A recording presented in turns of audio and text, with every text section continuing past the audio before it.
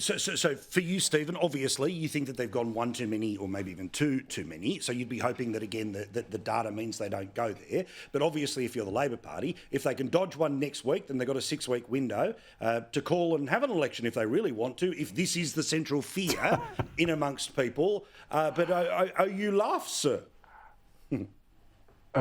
Well, I'm not sure Albo's going to be taking advice from Bronwyn about when to call an election, so I don't accept any of her analysis. Well, that's not the basis on which I gave it. You yourself, Paul, earlier in your intro talked about what's actually happening in the real world, the per capita GDP figures, which are effectively in a recession. Correct. We've had unemployment going up.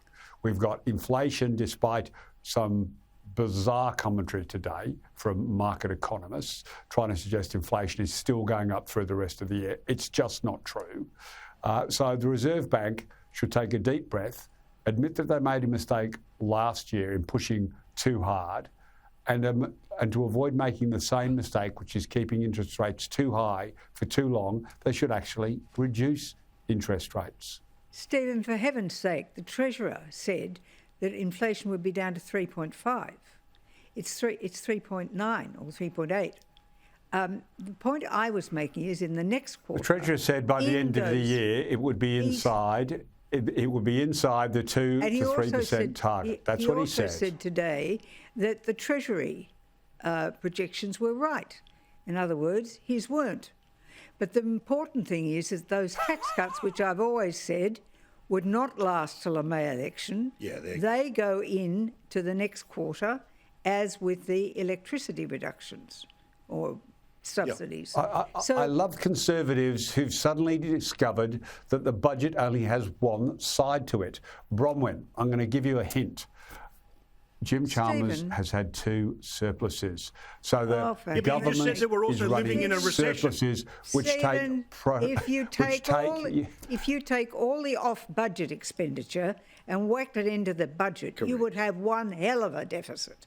And the projection is that it's going into deficit after this year, and it's only been able to put up this proposition of having a surplus because other people in the mining industry, coal for heaven's sake, and iron ore have done a good job in ensuring otherwise that known as part of the Australian economy. So let's be clear, Bronwyn. There are 2 sides to a budget. There is revenue and expenditure. The government can't That's very clever of you to notice surplus. That, Stephen. They can't. Bronwyn, could you please just let me finish? No, I don't think so. Trying to let you finish. You're not really helping anyone. I know that, but I thought I'd ask. You're just not helping revenue anyone. is outgrowing expenditure. That's how you run a surplus. I know you won't recognise one for the last 11 years. Do you have income and expenditure in the previous government didn't deliver one. If you actually wanted to have some credibility to try and say there are inflationary pressures, you could perhaps point to the state governments. What you can't point to is the federal government. What you can't do is say, they're spending all this money. They're spending that money and still getting surpluses. It's never Albo the troll. No, I said if you wanted to have any degree of credibility. Any degree of credibility. It's always somebody else's fault. Yeah, it is. And of course, the only reason you move ministers in a reshuffle is because there's a reshuffle. Absolutely. There's no reasons for anything here. They didn't move anybody in an economic portfolio. Well, no, correct. But I'm saying, remember, the spin was that there was nothing wrong in the portfolios of which they did flip around anyway, all under the cover of the Olympics. We had a number of retirements. Okay, you had retirements. People said we're not going to be ministers anymore. You changed the immigration minister and you changed the Home Affairs minister.